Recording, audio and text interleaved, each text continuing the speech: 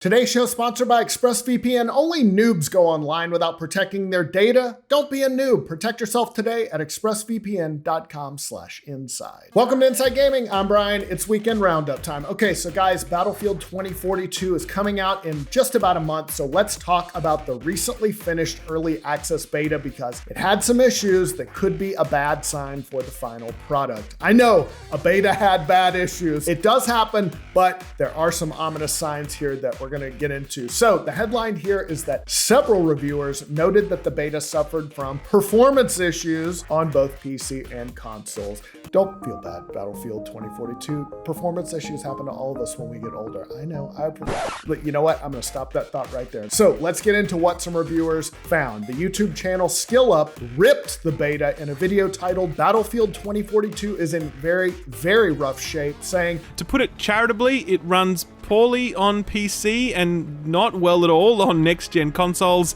It's full of bugs, netcode is horrible, and audio design is a mix of buggy and bad. Geez, Skill Up, tell us what you really think. They also had other complaints beyond technical issues, like the design choices, like removal of combat factions, the removal of dedicated classes in favor of specialists, removal of any squad-based communications and co-op systems, plus the decision to include AI bots and the way they functioned in the beta. So a lot of stuff there. IGN's reviewer said, after pouring in about 6 hours into the game's 128-player filled conquest mode, I'm impressed with the technical ambition the game is trying to achieve. Oh, that's nice. However, it's no surprise that the beta was filled with technical bugs and glitches, which are a cause for concern given that it releases in just over a month from now. And that's the problem. That window of just a month from now is pretty tight. Gaming Intel also quoted a number of individual creators who criticized the beta's performance. These were folks with pretty high-end PCs, but many said that they needed to either turn their graphics settings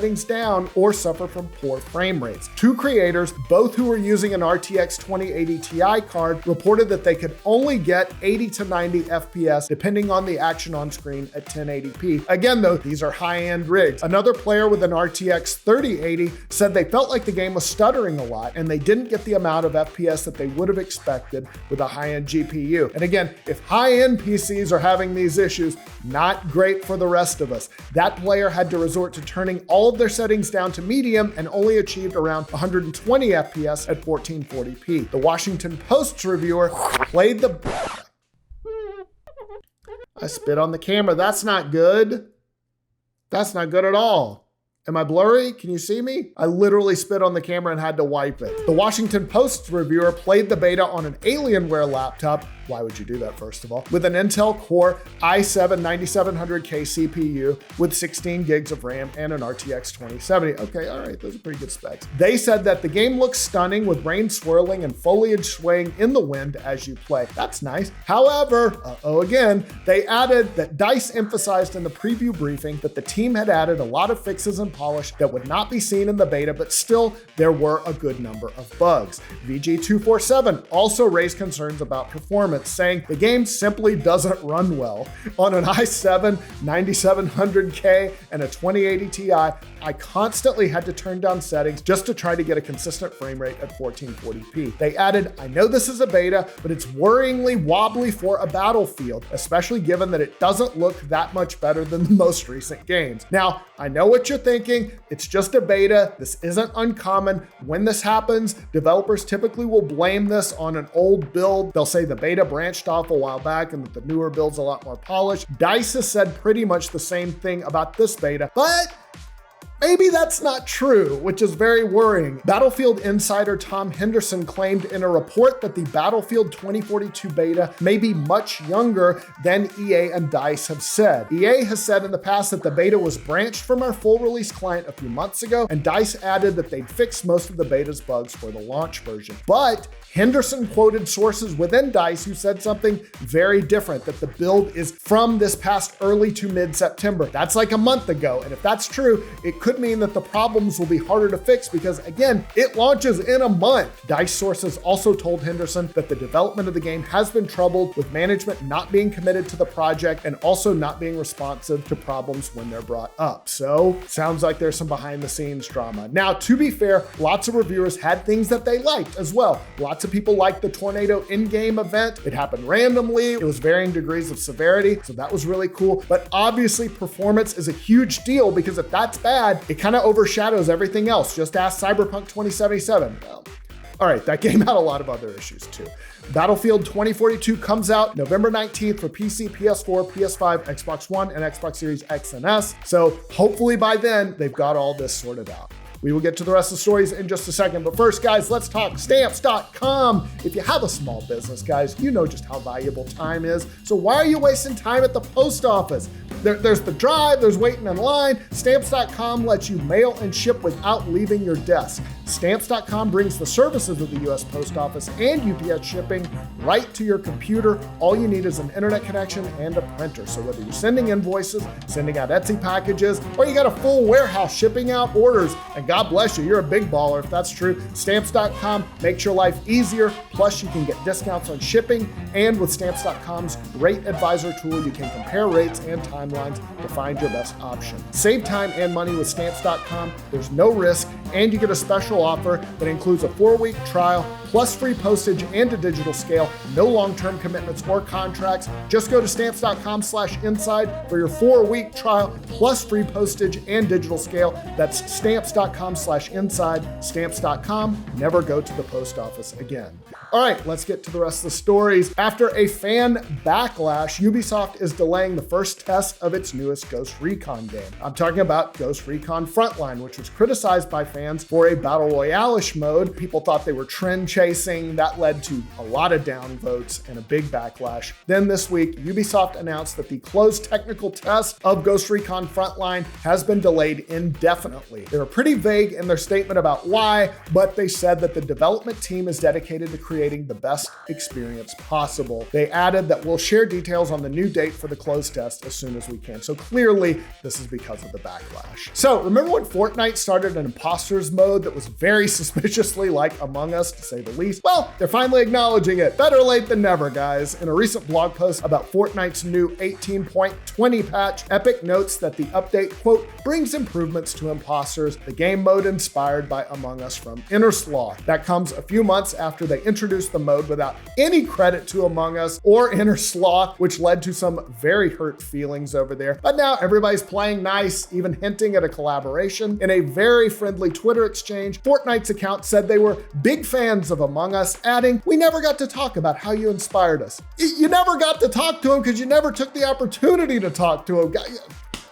It's a problem that you created, I'm just saying. They added, "What do you think about working on something fun together sometime?" To which Among Us replied, "Yes, have your agents contact our crewmates." So there you go. Fortnite and Epic had to be shamed into it, but at least it happened. All right, there's some messiness going on at Paradox Interactive, the developer which makes strategy games like Crusader Kings and Hearts of Iron. This comes from a Swedish newspaper, quoted by Eurogamer, that reported on a culture of silence at the developer. One incident involved a senior manager who was hired at Paradox despite a reputation for, quote, unwelcome approaches and harassment. They also did an internal employee survey at Paradox, which accused Paradox of, quote, bullying and gender discrimination, and said that the culture was worst for women. Yikes. Last month, after the internal survey was leaked, Paradox boss Frederick Wester abruptly apologized on Twitter for an incident of inappropriate behavior towards another employee during a company meeting a few years ago. Eurogamer also spoke with women who are current or former employees at Paradox about their experiences there. One criticized management as being ineffective in dealing with harassment of junior employees. Eurogamer also said they have heard of vulgar, misogynistic jokes not being reported because it's believed those responsible won't be reprimanded. A Paradox spokesman said that they treated the leaked employee survey very seriously, but also said that it was informal with a limited sample of respondents. They said they have hired an external independent auditor to investigate the company culture. So you probably heard that the remasters of 3 classic GTA games have been announced. Rockstar tweeted that GTA The Trilogy Definitive Edition is coming soon. That includes GTA 3 that just turned 20. I did not need to know that number at all. Yikes. Along with Vice City, great game. San Andreas, great game. Okay, but what does coming soon mean exactly? Well, it means soon. Maybe.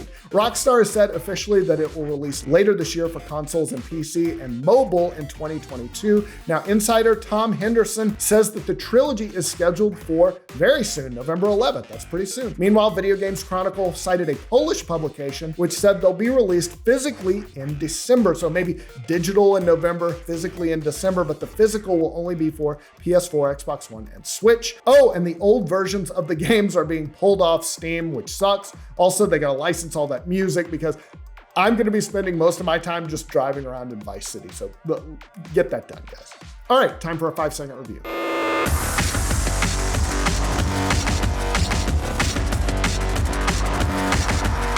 All right, raise your hand if you've ever passed out from giving blood. The juice did not help. Neither did the cookie.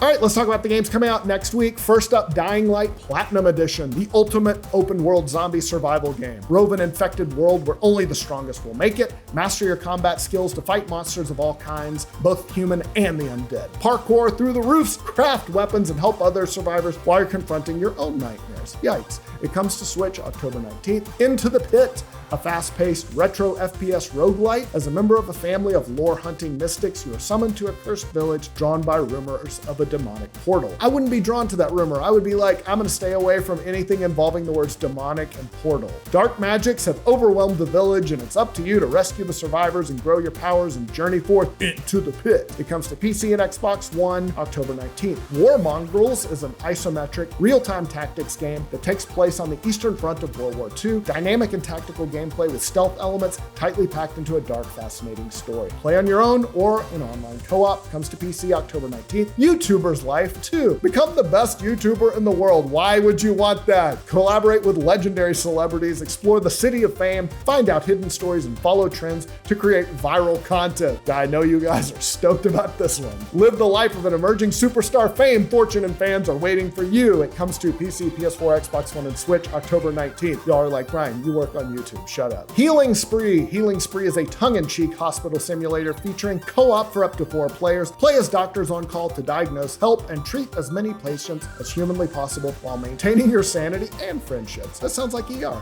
It comes to PC October 20th. Jars is a strategy game featuring puzzles and elements of tower defense. Join Victor in his spooky yet endearing world and prepare for a quest to uncover the secrets of his family's basement. Will you save the world or get grounded by Mother? Don't call her Mother.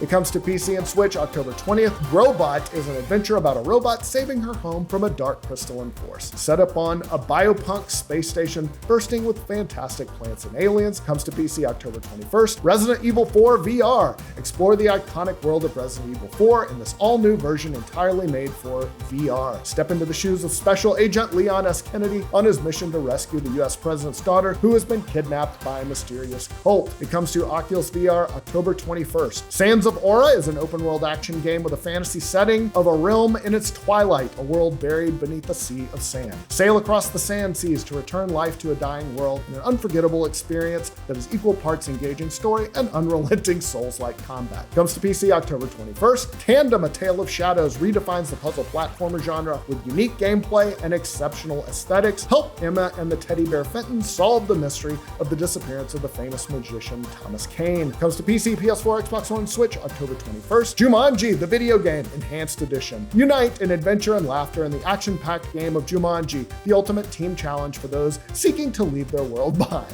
It comes to PS5 October 22nd. And finally, the Dark Pictures anthology, House of Ashes. At the close of the Iraq War, special forces hunting for weapons of mass destruction unearthed something far deadlier. No weapons of mass destruction, I don't know. A buried Sumerian temple, yikes, containing a nest of unearthly creatures. To survive the night below, they must forge a brotherhood with their enemies from the world above. Comes to PC, PS5, Xbox Series X, PS4, and Xbox One, October 22nd. That's all the news I got for you this week, guys. I hope you're having a great weekend. We will see you soon.